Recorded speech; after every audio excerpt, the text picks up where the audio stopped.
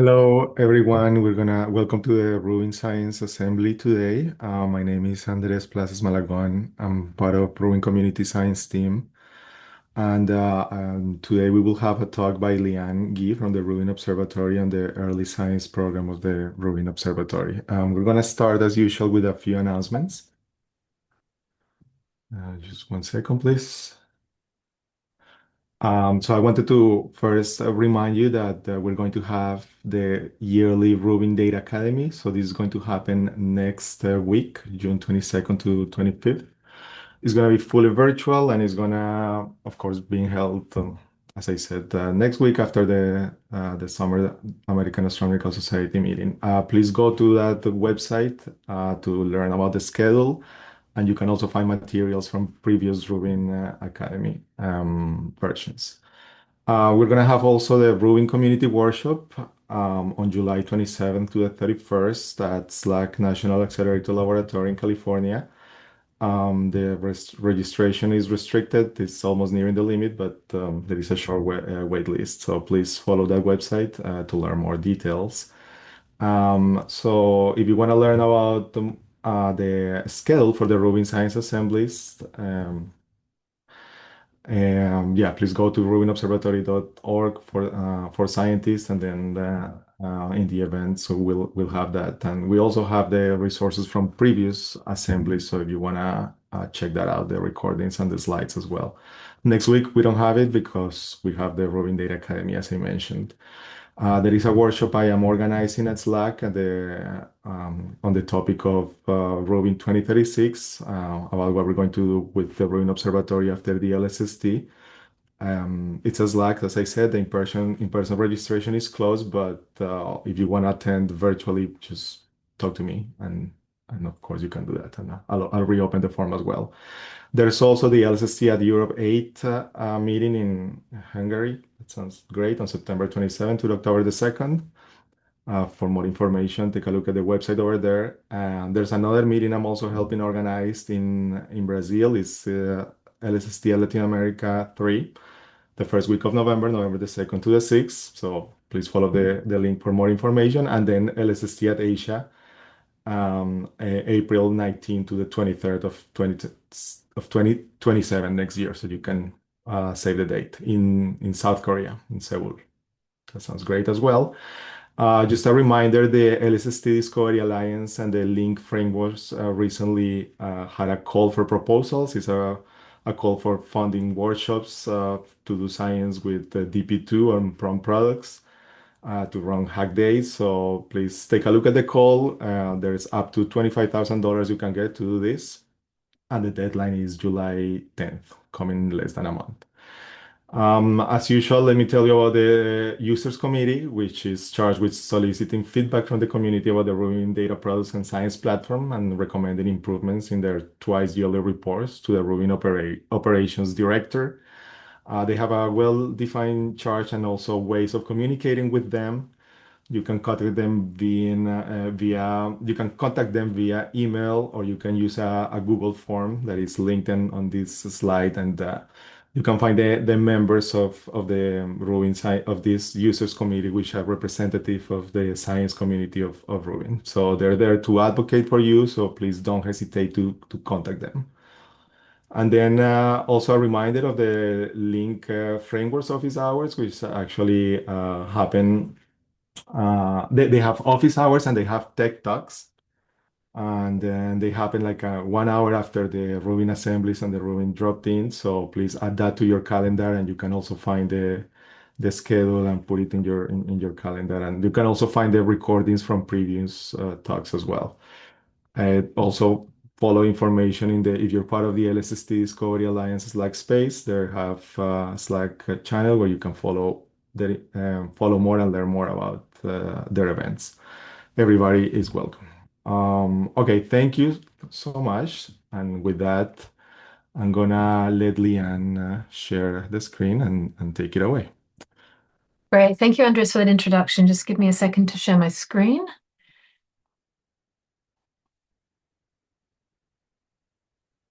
Okay, does everyone see this? Yes. Great. Let me just remove floating meeting controls. Okay. Thank you very much for coming today. This is going to be an update on the early science program. It's a special science assembly. I realize it's on an off week. Yeah, so let's just get going. Yeah. Okay, there you go. Okay, so I'm going to just have a very quick recap of the early science program for anyone who's new and doesn't know what it is. We'll then look at the current status of Rubin and a timeline. We will then look at the data previews and releases, the prompt products, and the Rubin Science platform. Okay, so this is just a brief update on the status of Rubin, because the early science program isn't really the Rubin status, but it depends on the status of Rubin to deliver data products to the community. So let me move my Zoom pictures out of the way. Okay, so Rubin is still currently in the pre-LSST early operations optimization phase. We're still working on system performance, and at the same time, taking the data that is being collected during the system performance period and delivering it to the community via the early science program. The current focus is still on performance optimization in preparation for the LSST survey start. However, we have started releasing data to the community already. Alerts began on the 24th of February. We have about 100K alerts per night flowing to 7 community brokers, and there's a lot of science coming out of that. Data Preview 1 is out, and Data Preview 2 is in preparation. The image quality challenges that we encountered during commissioning were not unexpected, I will say, by a lot of the people involved in the work. And an enormous amount of progress has been made since the start of operations. So much so that astronomy.com published an article yesterday stating that the Vera C. Rubin Observatory is days away from launching its decade-long survey. You can go to the article here, and this is indeed correct. We are a lot closer now to starting the survey than we have been in the past. Although no data has been formally communicated yet, we are actually a lot closer than we were. So many of you asked advanced questions in this. I thank you for that, and I'm going to address each of these in a slide as I go through. So one person asked, given the unexpectedly long duration of image quality optimization, have external experts been brought in? The answer to this is yes, we did bring in external experts to help us with the image quality challenges. AOS and IQ workshops carried out over the last year have included invited external experts, specialists in control theory, people involved with comparable active optics systems on the Blanco, DECAM, and Vista telescopes, and they've been active participants in the AOS team. So this has really helped us a lot to get the image quality to where we are today. The formal status reports are in preparation, although we haven't released any tech notes yet. So watch out for some sort of release or announcement on that soon. There you go. Okay, the Rubin Early Science Program is described in RTN 11. This is the guiding document for the Rubin Science Program. It is a citable document and is meant to support your science proposals and your research. It gives you information which we are confident in and which you can cite to support your proposals. I'm about to tag version 9 of the document, and it will include the changes that I'm going to present to you today. There's quite a number of changes to present in terms of the schedule for upcoming releases. Just to briefly recap, these are the elements of the early science program, a series of 3 data previews, DP0.1, 0, 1, and 2. These are based on simulated LSST data or commissioning data from ComCam and LSSTCam. Template generation using LSSTCam commissioning data prior to the survey start. This is supplemented incrementally by data collected during year 1 of the LSST to try to maximize alert production in advance of data release 1, which will cover the whole sky. The world public stream of alerts, which has started from transient, variable, and moving sources. We are scaling this up continuously through commissioning. We'll show you some plots of how this has been scaling up and where we're at today. Nightly process visit images and their direct image source catalogs. These have not started yet. They will be started later this year, we hope, and will be continued through data release 1 only. Once we get to data release 1, these will be stopped because you will get them via data release 1. They're an interim solution in advance of a full data release covering the whole sky. And then finally, data release 1 itself, which will be based on the data release processing of the first year of LSST data. So I will address these and the status of these in this talk today. Okay, but first, in order to introduce some of the changes, to describe some of the changes, I'm just going to briefly recap on on how we serve data to our community. Rubin has a cloud-based hybrid model in which the data that you do science on is hosted at Slack, but we have our users in the cloud. This is our hybrid model, data at Slack, users in the cloud. And so we need a lot of services and infrastructure to pass that data back and forth between the users and the USDF Slack. This is an architecture diagram here, shows you the science platform where we have our users, it shows you the Google Cloud Platform and how that connects to Slack on premises, and this is also here in Chile. There's many advantages to this. This allows the users to work in the cloud. It allows us to elastically scale when we want, and it allows us to separate security concerns at Slack with those in the cloud. So this is what we've been working on building for quite a number of years now. You can find a description of that in DMTN 209. The hybrid cloud architecture is very challenging. Our science platform, which is the interface through which you get the data, was designed to run next to the data. And the hybrid model, which has the data at Slack and transfers that to the users in the cloud, where the science platform is running, introduces a network bottleneck. And our recent scalability test showed that the bandwidth that we have between the USDF and the Google Cloud is currently insufficient to serve visit-level images at LSST scale. So we're working pretty hard on engineering mitigations to that. One of those is, for example, installing new network switches at the USDF, which have recently been deployed and configured. There are many other challenges as well. But this has introduced a timing uncertainty to our ability to deliver the data products that depend on the hybrid cloud infrastructure. So in order to mitigate this and to serve data to the community as early as possible, we've had to revise the schedule. Now, some of our data products don't depend on this hybrid cloud architecture. The deep co-added images, for example, and the catalogs, including the prompt products database, these are unaffected by this model because we host those directly in the cloud. So this, bearing all this in mind, we have revised our delivery schedule in order to prioritize the data products that do not depend on hybrid cloud scalability. So we're currently blocked by that. And what we've done instead is to split Data Preview 2 into two phases. In the Priority 1 phase, we're going to release what's called Early DP2, and this will include the deep co-added images and the data release processing catalogs. This is all the catalogs. These will be hosted directly in the Google Cloud. That way there is no hybrid dependency, and we can serve those to you very soon. The target date range for that is July to September 2026, and we're working pretty hard to try to deliver this in the early part of that range around July. The second priority is in the prompt products database, which also has no hybrid dependency and is hosted in the Google Cloud, but it's technically challenging for other reasons. So we're going to get the data products that we have out as soon as possible. Then we're going to focus on the next technical challenges, which is PPDB.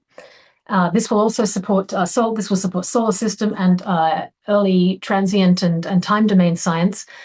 And at the moment, we're working primarily on solar system ingestion and query cost control.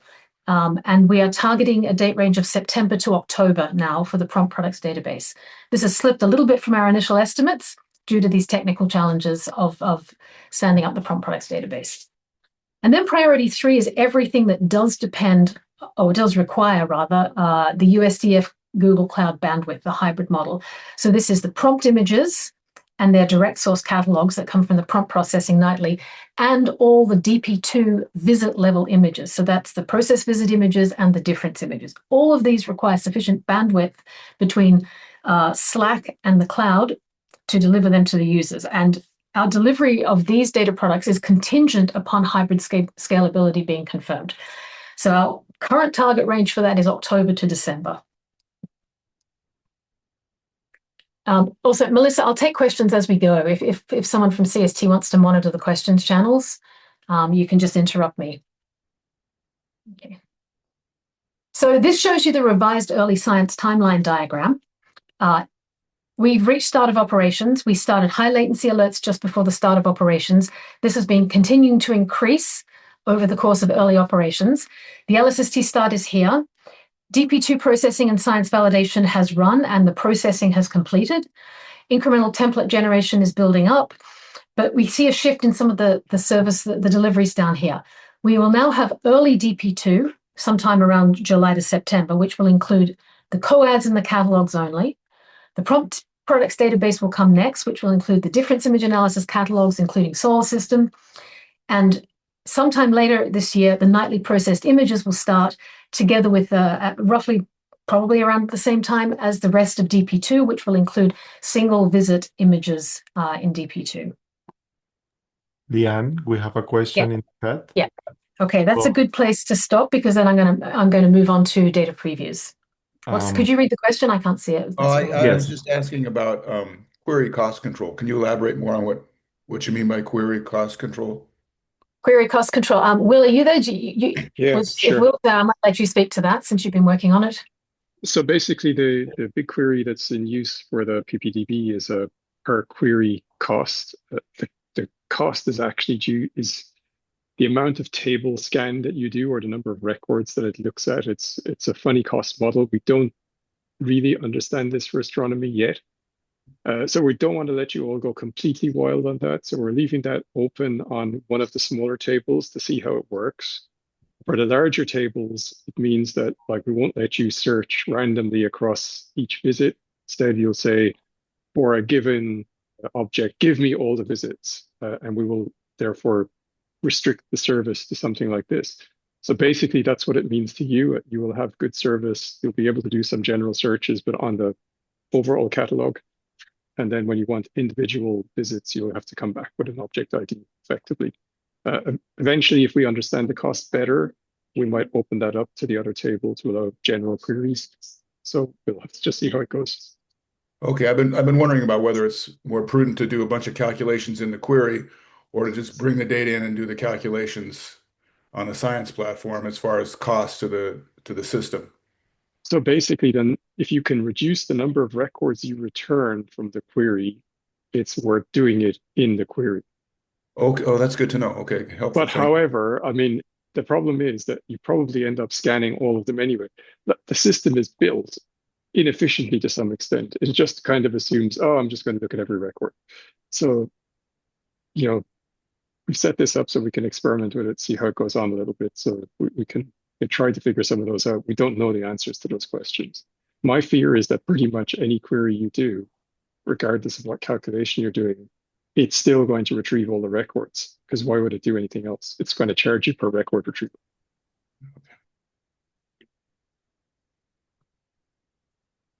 Any further questions on this section before we move on to data previews?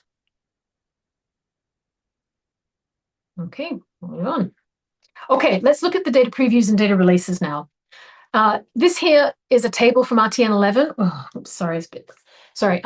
So just I don't know if I said this or not, but I'm going to tag a new version of RTN11 version 9 later this afternoon. I'm just waiting for some final reviews on the changes. But this is the new table on the early data release scenario that will be going into RTN11 version 9 that comes out this afternoon. So you now see that we have this EDP2, which has a July to September time range delivery, and DP2, which has October to December. And EDP2 will not contain any images except for the deep co-added images, but it will contain all the catalogs. DP2 then takes all those same images that were delivered in EDP2 and completes the delivery with all the images once we have hybrid scalability in place. So DP1, this is just a quick reminder on DP1 and some of the resources. It was released already on the 30th of June 2025. It is based on ComCam data. It is now available on the Rubin Science platform. It is small, but it is a good preview. It includes most types of science-ready data products for the future, and it has given people a good chance to start playing around with LSST data. The documentation is at dp1.lsst.io, and it will continue to remain up once DP2 goes live. This shows you the documentation website and the tutorials. It's just for reference for working with DP1. There's a very large number of tutorials, very science-focused to help you get started working with the data products. You can also get help for DP1 by going to the community forum. You can select a new topic. There is a help desk. You go to the support category and you can ask questions there. And so this is the preferred way for you to get help or ask questions about working with DP1 data. The DP1 paper is finally published. It is in the journal. It is published. It is in AppJ. I'm very happy to announce that. It took a very large amount of time to work on it. This is the URL. This is the DOI. This is what you should cite, and this is how you should cite the DP1 paper. There's also information on how to cite the DP1 paper on the DP1 website. And again, DP1 will remain available after DP2 is released. We are committed to supporting the current data release and the one previous, the N-1th data release. This is to support comparisons between data releases and to not just pull down the data release that people have been working on as soon as the next one comes up. Okay, data preview 2. That was just a very quick recap on data preview 1. So this shows you the full sky area that is covered by data preview 2. Something like 15,000 square degrees are covered. So it's a very large area, but there's varying depth across these. This shows you the on-sky distribution of DP2 visits. This table will be in this image is in RTN11. It's made up of basically data from 2 campaigns. There was the LSST CAM on-sky commissioning campaign that ran through till the end of September. And this is the footprint here. It shows you this is the wide, fast, deep survey that follows the ecliptic. These are the small field surveys that were observed as part of the first look campaign, and over here we have the deep drilling fields that were observed also during the SB commissioning campaign. And then once we moved into early operations, of course, we started taking data as we were improving the system performance, and up until early January, we were able to include in DP2 data taken outside of the SV footprint, which shows you a lot of this data here in the blue. You'll see that the data in the SV footprint has quite a large number of visits, in a lot of cases, 60, 50 odd visits, number of visits per pointing. But over here, you can see in the early operations footprint that there's only a small handful of visits available. So DP2 covers 15,000 square degrees in at least one filter, of which 3,000 square degrees were co-added. So let me come to why now. But just first, I'll talk about the processing status. So the DP2 processing was finished on the 28th of April, 2026. There are about 30,000 science visits from LSST CAM on Sky, and from the early operations period through to the 6th of January, 2026.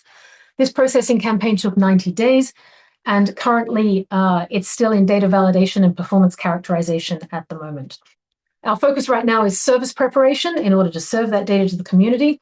For those of you who are interested in the details of the campaign production plan that led to the production of the data products and DP2, you can have a look in RTN 111, which goes into some of the more technical details.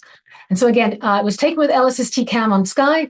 This here shows you 2 nice, pretty images that have been made to serve to EPO from data preview 2 of NGC 4535, and this here shows you the Cosmos Galaxy arm. So we already have these, and these will be going into the DP2 release. Co-added regions. Okay, so co-ads in DP2 are restricted to the footprint established during the on-sky commissioning campaign, which started in April and ran through to the 21st of September, and they cover approximately 3,000 square degrees. So this here shows you the wide, fast, deep area that follows the ecliptic. It shows you a lot of the fields here like Trifid, New Horizons, M49, that were all part of the first look campaign. There are many other small fields that were observed as part of the SV commissioning campaign. And then we also have a number of deep drilling fields, Cosmos, which was observed early, and then some of the other Rubin deep drilling fields that were also observed during the SV commissioning campaign. So this footprint here, if after the end of the SV campaign, we continued to take data that was in this footprint, then that data, provided it had the right quality, was included in the co-added images. However, the large area that you saw in the previous image over here, where you had only a few visits, this area, it doesn't have sufficient depth for co-addition. And so let me just quickly go back. This area here, which was observed during the early operations optimization phase, which most of the pointings have only a few numbers of visits. These visits will be provided as single visit images only, and only the regions that were observed that are in the footprint of the SV commissioning campaign prior to the start of operations are co-added. So you can see that footprint here with the deep drilling fields, the small area surveys, and the wide, fast, deep. So the co-added area covers approximately 3,000 square degrees, and the entirety covers about 15,000 square degrees in at least one filter. Many of the DP1 fields that are in the DP1 release were also observed as part of the LSST-CAM commissioning campaign. This just shows you which one of those have visits in the DP2 dataset. This is DP2 data. These are the number of visits in the 7 DP1 fields in each of the DP1 fields. So you see that the low ecliptic latitude field has no visits at all, but the extended Chandra Deep Field South has 294 visits in it, and this is one of the DP1 fields. So this provides overlap between the DP1 release and the DP2 release. This shows you an I-band co-added depth for DP2. It's a deep co-add. You can see this is the PSF limiting magnitude, and you can see that some of the deep fields get out to beyond 25th magnitude. So there are some areas in DP2 which are very deep. This shows you the average epoch, again, in the I-band, and you can see quite a range of epochs for when these different fields were observed. So you can see that Cosmos was observed very early, and then some of the other fields much later. You can also see the distribution of times within this large wide fast deep area of how the area was imaged. This shows you the average PSF across the co-added area. It ranges from 0.9 to 1.4 in the co-added region.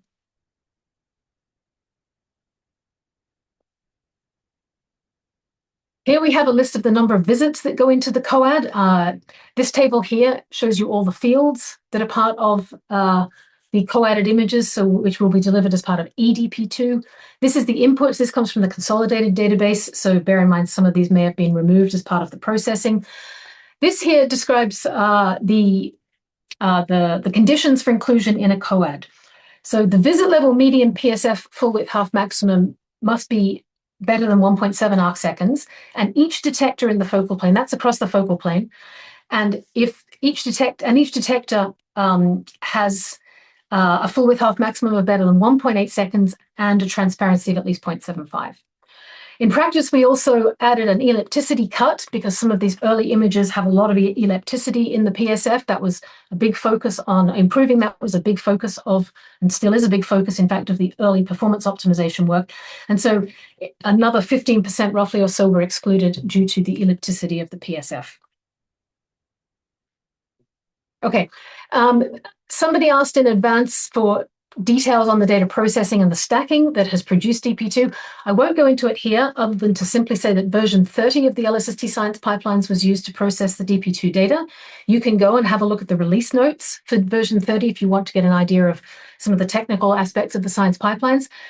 There will be a detailed presentation on the algorithms at the community workshop in July 2026. So look out for that when at the community workshop, they'll be talking all about the processing that went into DP2. Okay, the DP2 documentation website is up now as of today. It's a preliminary website. Bear in mind that these pages are under construction. It's at dp2.lsst.io, the same pattern as for DP1, and we will continue to build on this as we move towards the DP2 release. The community science team has put together an initial set of DP2 tutorials to help the community get an idea of what's going to be in DP2 to help them explore that data. There is no image data in here, and there are no DRP-derived catalogs in these tutorials. They are based on metadata, so things like number of visits, number of tracks, position on the sky. There are two tutorials already available on the science platform. One to explore the LSST-CAM focal plane and visualize its geometry. It's a lot more complex than ComCam. ComCam was only one single raft, the center one, R22. And so now there's a lot more detail to LSST-CAM. And so it's, I think, very useful to familiarize yourself with the focal plane layout in advance of starting to work with the data products. And then there's a new one called Visit and Tracked Metadata, which you can produce as this plot. And it allows you to explore and visualize the coordinates, the filters, the sky regions, and look at some preliminary image quality metrics in DP2. So take a look at those tutorials, and if you have questions, please ask on the community platform. Okay, so that's it for data releases, updates on data releases. I'll just pause here and see if anyone has any questions.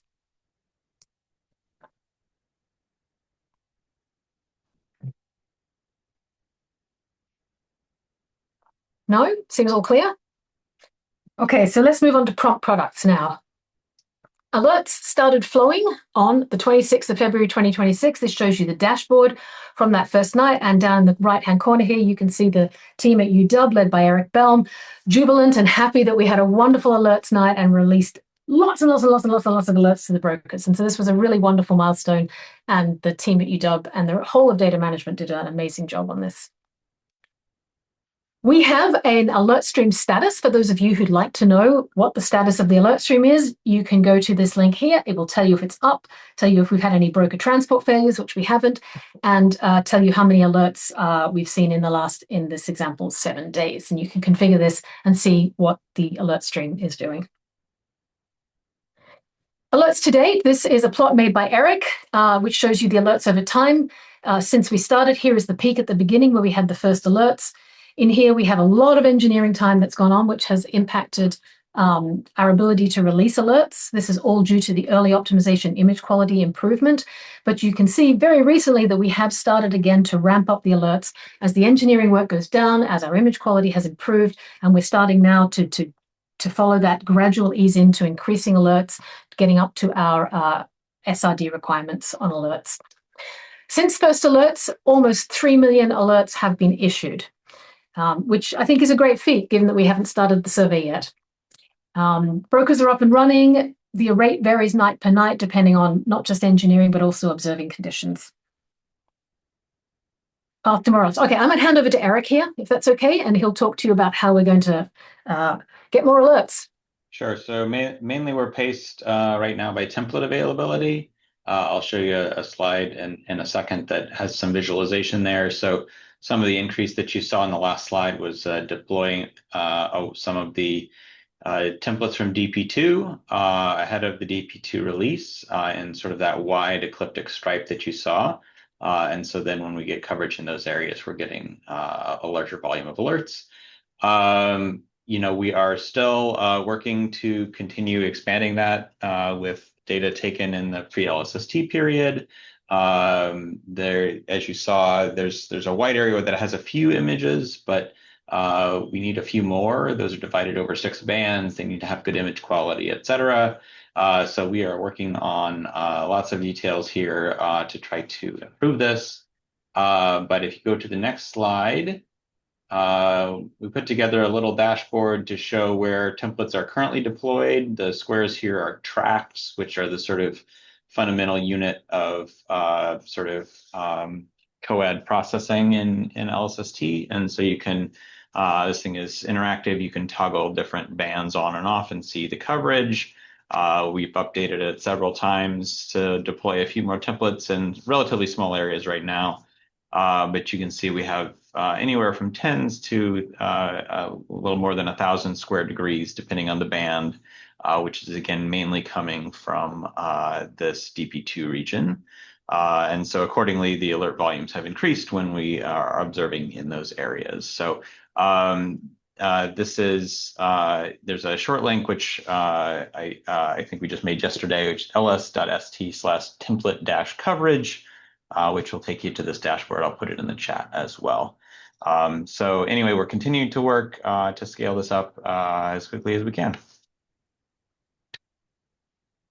And yes, this is a plot. It's very small and I apologize, hard to read. It was an internal tool that we were building to think about how to use the pre-LSST coverage to start building additional templates outside of a data release. And so the background color bar, the blue to sort of red, is showing anywhere from 1 to 10 images. And so obviously the white to red regions are areas where we think we may have enough data already on disk to support additional template coverage.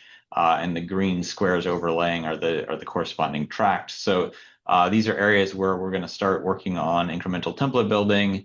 Again, it's fairly band dependent how much area there is, but you can see there's sort of clusters in the south depending on which filter you're in. And in I-band in the lower left, there are some long horizontal strips that were used for AOS testing that got additional coverage. So again, we'll be working on this in the weeks to come.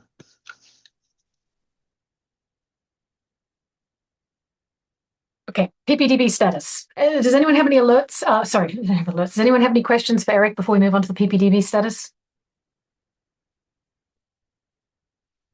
Meg, go ahead. So this is all about availability, right, of previously taken data, but we're not heading to bits of the sky that are coming up, right? In most cases, because it's come from the pre-survey period that basically is much, much later. So is there a timescale for how long, or expectation for how long when there are enough observations for a template to be built and generated and deployed in the survey era? Yeah, so can you talk a little bit more about that in terms of getting us some expectations so that we don't think it's instantaneous? Because I know that people need to sleep. Yeah, unfortunately, it's very far from instantaneous right now. My rough estimate, and I hope that this improves as we improve our processes here. My estimate right now is that, if for a given patch of sky we said, okay, we've got enough images here, let's try to get a template out. I think it would frankly take a month to turn that around between getting the pipelines run, getting the vetting done, getting that put into production. I don't think that's good enough, but I think that's honestly where we are today. So one of the earlier slides alluded, and I didn't comment on it in great detail. We're recognizing that because of Rubin's heavy dithering, rotational dithering, and some of the varied observing conditions we're seeing on sky, that some of the we're seeing some very sharp PSF variations across some of the templates we've built, and you'll see this in DP2. We didn't catch it beforehand, and so that image differencing does not handle that very well. So we're thinking about mitigations for that, for instance. Again, I don't think that is in any way a showstopper, but it is something that is slowing us down a little bit to sort of stop and say, okay, here's an issue we've identified. Let's think about what the best mitigation is. So, again, I think that we have data on disk that may not be up right now, but will be coming up in the fall. So we're just trying to move things as quickly as we can, but I don't think we're in a situation of being able to very quickly turn around on sky observations into templates.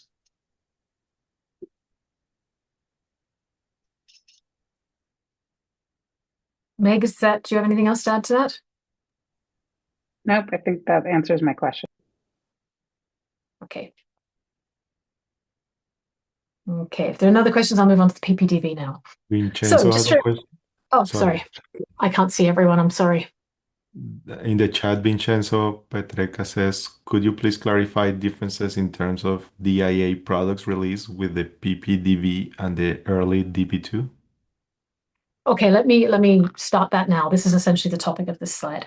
So the DIA catalogs are all released as part of the PPDB.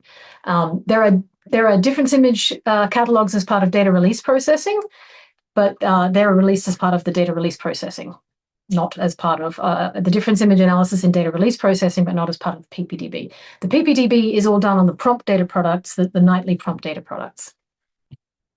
So so as I just said, the PPDB is the real-time catalog of transient variable and moving object detections, storing the DIA object, DIA source, DIA force source, and the solar system catalogs that are derived from the nightly prompt processing. The PPDB is under active development, and it represents a significant technical challenge. Will went through the details of why earlier in this presentation. It's the second delivery milestone after early DP2. As Will described about 30 minutes ago, the initial capabilities will be restricted. It won't be a full functioning PPDB. Specifically, this is what we think that we're going to be able to deliver as part of the initial query capability for the PPDB. So full ADQL property queries over the current DIA objects, light curve retrieval for the DIA sources for a given DIA object, force photometry retrieval, which is all DIA forced sources at a given DIA object, result linking via the IVOA data link for RSP portal integration, so you'll be able to do this through the portal as well as programmatically, Full query capabilities, as Will explained earlier, will follow based on operational experience. We need to learn a bit about use cases, and we need to make sure that we control the costs of queries in the PPDB. So the current expected delivery for this is September to October 2026. Meg. So this is a little, I guess, maybe shocking to see that we're in a state that's very different than, I guess, the initial system. I understand it's technically complex, but also there's been a lot of time to prepare, knowing the amount of data that you can simulate to test these things. And I would argue, I guess I don't hear anything about solar system, is that all 10 years is sitting on the RSP, right, for DP 0.3. So we know that's capable. So can you explain a little more of what's happening with solar system? Are we going to be able to query that because it's smaller and do full ADQ queries? Is solar system not going to be in the PPDB when it launches? Because there have been trial technology and things for that already. So I guess if you can explain a little bit more about those challenges, or how these things for solar system fit in, because we know there's technology that does work, at least for those data. So can you maybe explain a little bit more about what's available for solar system in terms of PPDB? Eric, could I ask you to comment on the solar system catalogs aspect in the PPDB? Yeah, I sorry, I didn't see this slide ahead of time. Sorry, the latest update here. My expectation is that we will also be offering solar system query at the time of the PPDB release. That's not fully integrated right now, but it's something that we're working at very high priority. And it's only, again, the project had to make a decision about prioritization, and EDP2 was decided to come first, but PPDB is coming second. And again, we'll have those solar system catalogs in there and queryable. I can't comment at this moment about specifically what query properties are supported initially, because again, that's not fully developed, but I would expect them to be available at the time of release. So Meg, just to comment on, how much time we had to prepare to put this together. We have a lot of the same people are working on services for DP2 and for the PPDB, and we had to make a decision about what to prioritize and what to ask those people to focus on. That's that really addresses we've had a lot of time. Yes, we have, but we don't have a lot of people working on it. I understand. I guess, Leanne, where my concern and frustration is, if we think about the length of this project and the data previews, and that helping to, right, not only on the community side get ready, but also on testing technology, it seems confusing that now we're only learning about some of these challenges when data can be simulated, where you Sorry, can Meg, understand. can I just cut you off right there? Sure. It's easy to complain, right? Yes, we know all of this. We tested a bunch of different things. They all failed, and we have come to this one, which now works. It takes a long time. Sorry. I think so. Well, I think it would just be helpful for us to know that, because I think you all know that, but I think helping us understand helps us understand the delays and explain that. So I think just all we're saying here, what Leanne is trying to explain, is we've gone down a certain path. As you said yourself, we had a prototype that did many, many things. We looked at it, it looked great, and then we tried to scale it. It doesn't scale when you stick all the data in it. It's just not going to work next year. So we could put that out and then completely change the entire thing next year, but we decided we would change tack and go for something that looks like it will actually scale all the way across. But that leaves us in this position that we're kind of putting out something that's a little new to all of us. But Eric has his hand up. He might give you a more balanced answer than I. I was just going to say that, specifically to the point about data previews, the thing that is unique about the PPDB is that it's something that has to update incrementally every day. And so, the data previews are based on QServe, and the technical assessment was that it wasn't going to be feasible to use QServe for the PPDB implementation backend. And so that has driven us in a different direction. And I think hindsight being 2020, we could make different choices along the way, but this is where we are today. Let me just add to that, Meg. If you'd like more technical details, you can go to DMTN 308. Could someone from Community Science post that in the chat? DMTN 308 gives you a comparison of all the different products and technologies that we compared to try to address this problem. And Will's correct. The one that we originally chose, we thought would work, but once we deployed a first version, we realized it wasn't going to scale, and we had to pivot. And it's hard because we are also cost limited. And the solution that we've gone for, which is Google's BigQuery running in the cloud, has many advantages. I mean, it's running in the cloud, so it's next to the data, it's next to the users, but it's expensive, and we don't have an unlimited budget. And so a lot of our effort now has to be on how do we use BigQuery, which, if you read DMTN 308, really was the only solution that was going to meet the challenge of the PPDB, which admittedly we underestimated early on, but it's not cheap. So give us an infinite budget and we can probably do a lot more, a lot faster. We just don't have that, which means we have to think about all these technical mitigations, some of the ones that Will described earlier in this presentation about how we design queries and how we limit queries so as to not blow our cost budget out. I'm sorry, I know this is frustrating, but this is also cutting edge stuff and we haven't done it before. And Eric's right, this is a database that has to be updated very frequently and very regularly.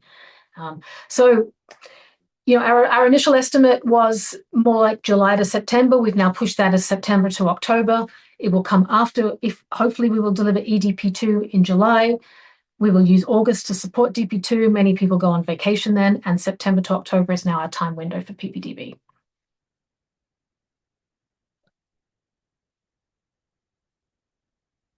Okay, moving on. Okay, so this is just to explicitly answer the PPDB. Is it on track? I think we've just had this discussion here. No, it slipped due to technical challenges, but it is currently our second priority.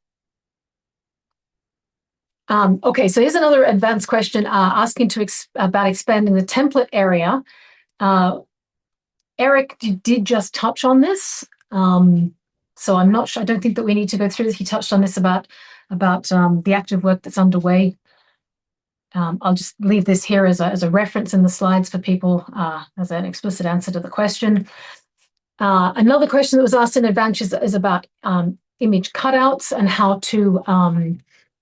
to query, how to identify pre-covering discovery candidates outside the RSP from third-party tools. How do you do that? There is a way to do this. You have to use data rights holders can get security tokens from the RSP. They have to get those security tokens and then they have to put them into the third-party application they're using, and then they will be able to connect to the Rubin Science platform through a third-party application. There is a tutorial on how to do this, and I will also follow up and answer the community post that's listed. I'll do that later today. This is working at the moment from the TopCat tool. It is integrated and working, and you can see an example of how to do it there.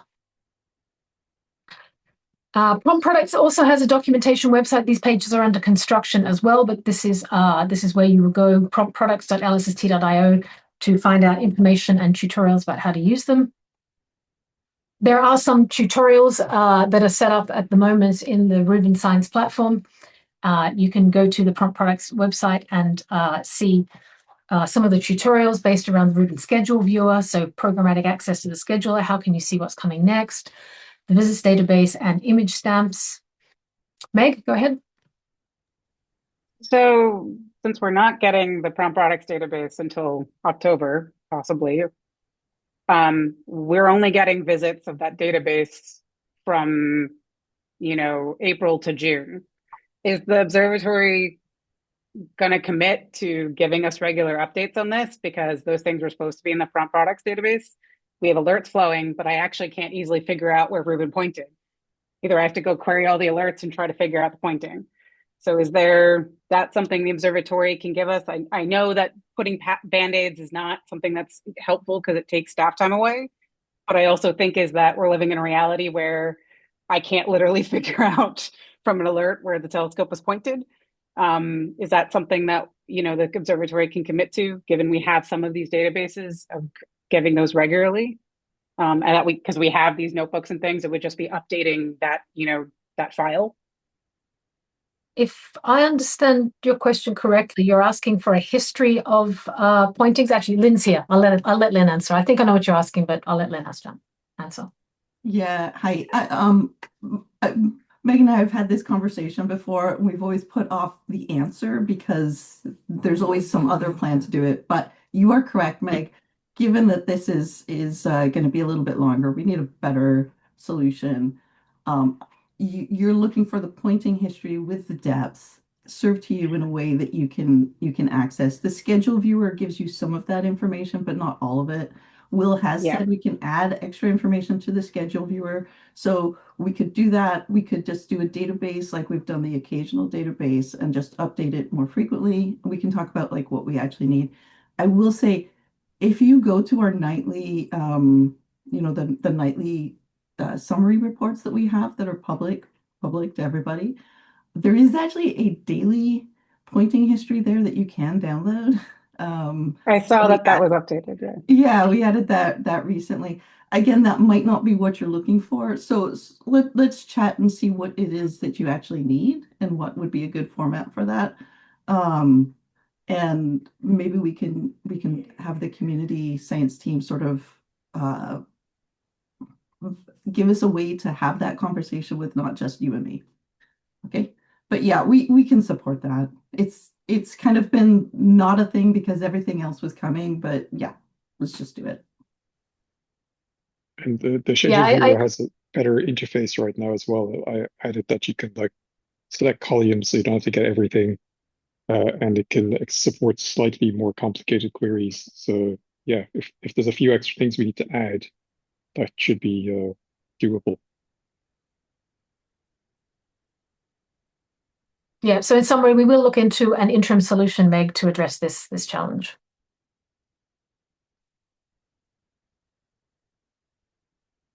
And there we are, discussions and questions. That was all I had to present. They are the advanced questions that were received. So the floor's open to any additional discussion.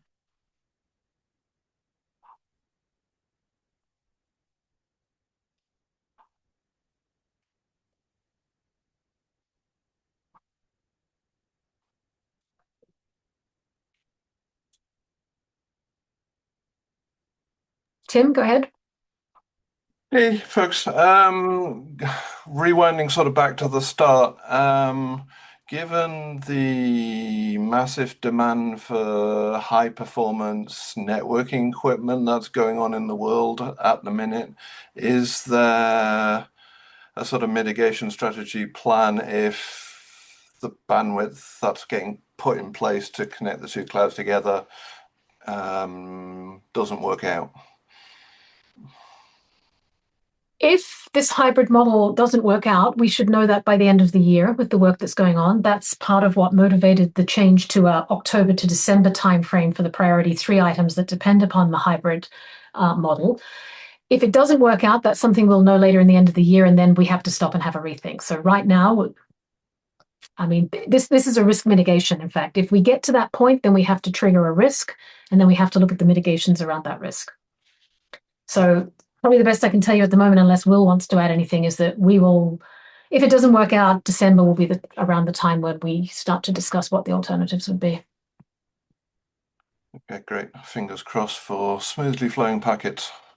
Indeed, because the risk mitigations involve money. Yeah.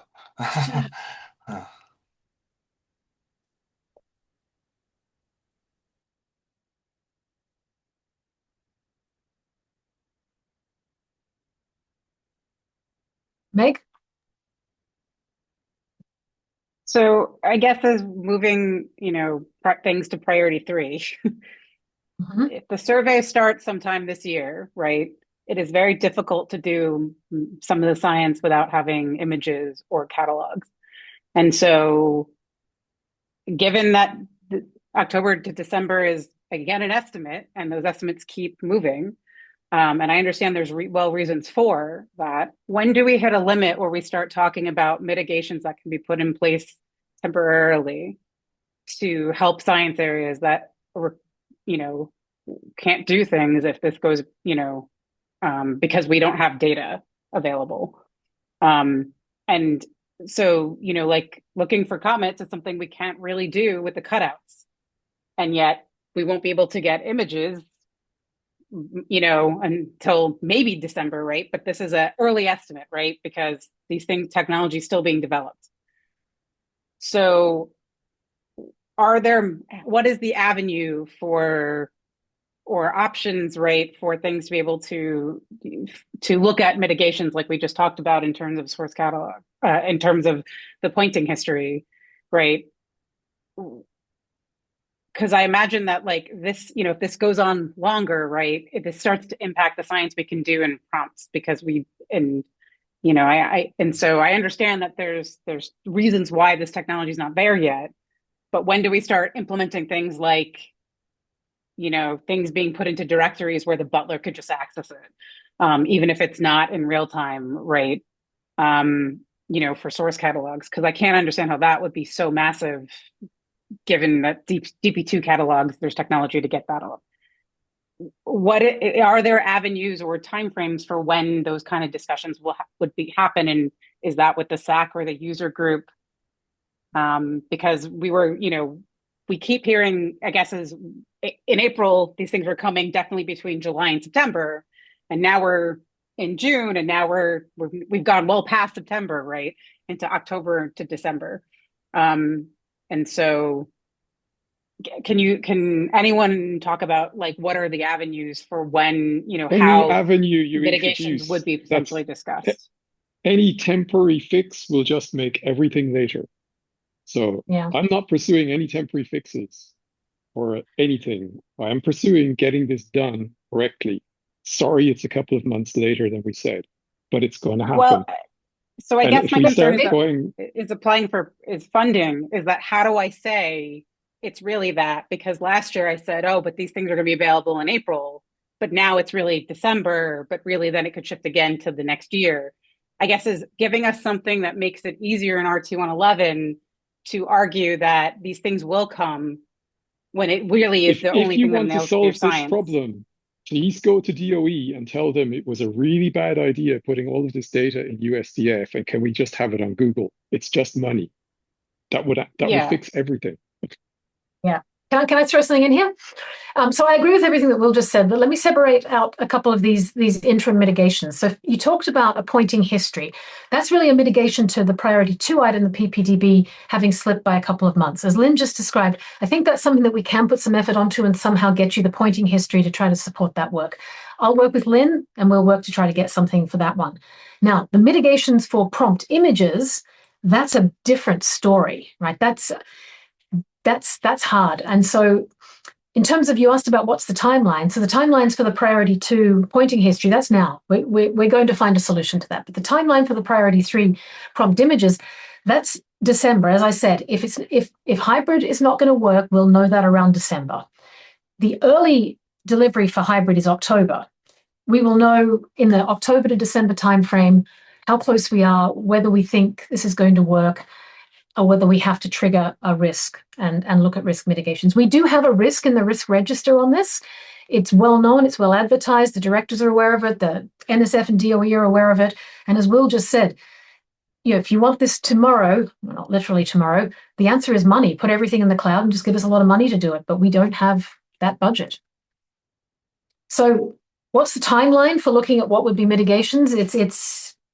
It's in the October to December timeframe, because that's when we'll know whether this is going to work or not.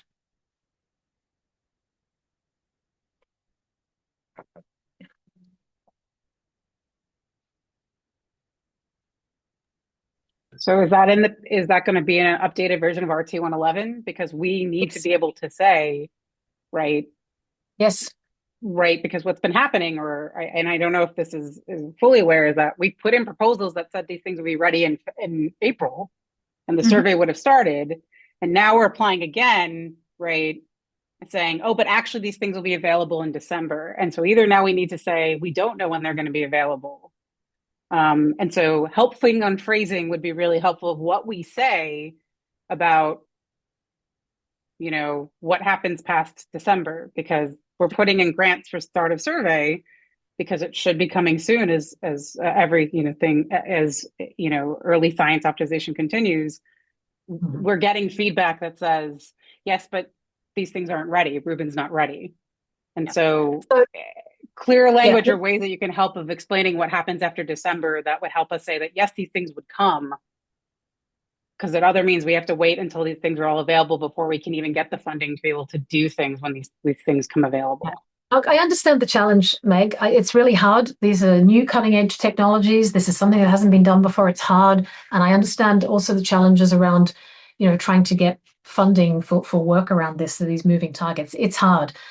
I'll just say one thing. The start of the LSST has got absolutely nothing to do with any of this. So the LSST could have started in October last year, or it could start in December this year, and none of this would change. So I know that's something else that's challenging for you and your proposals, but it doesn't actually impact the early science program, because LSST data will go into data release 1, and that's still 2 years out. So we're talking about everything now that, data products and services to support those data products that are being released as part of the early science work. So whether LSST started or not wouldn't affect any of this. The problems are still the same. The challenges are still the same. We'd still be facing all of these issues here. And so most of the text in these slides I've lifted from RTN 11. It's the update's still on a branch. I'm just waiting for one final person to give comments on a section, and I will tag it this afternoon. It will be out. This wording will be in there. We do have all these target dates in there.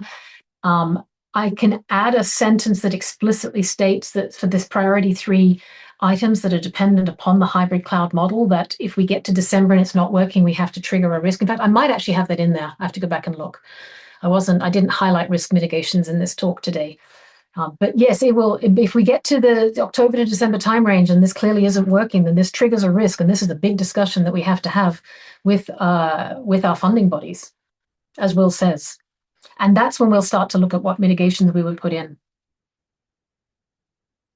So I can add that to RTN 11 and be very explicit about it.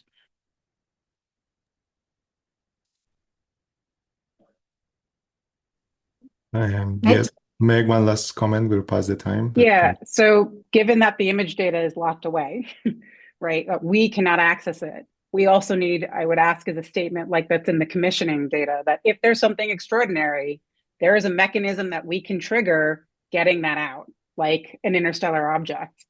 Because now that data is locked away and we only have the alert postage stamp.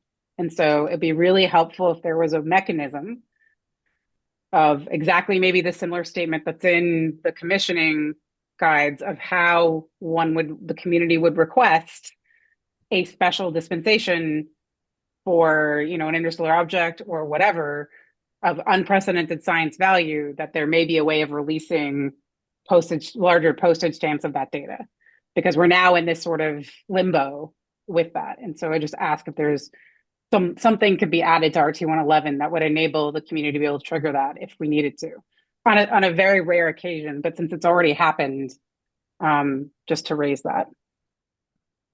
Sure, that's a good point. I'll look into that before I tag RTN 11 this afternoon. I'm updating that wording. I might actually ping you and get back to you this afternoon about it to see if the wording I propose is suitable for your purpose.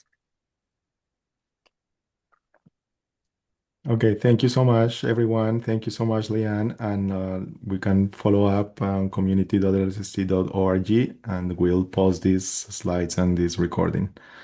Okay. Thank you, Leanne. Thank you, everyone. Thank you, everyone. Bye-bye. Take care. Thank you, everybody.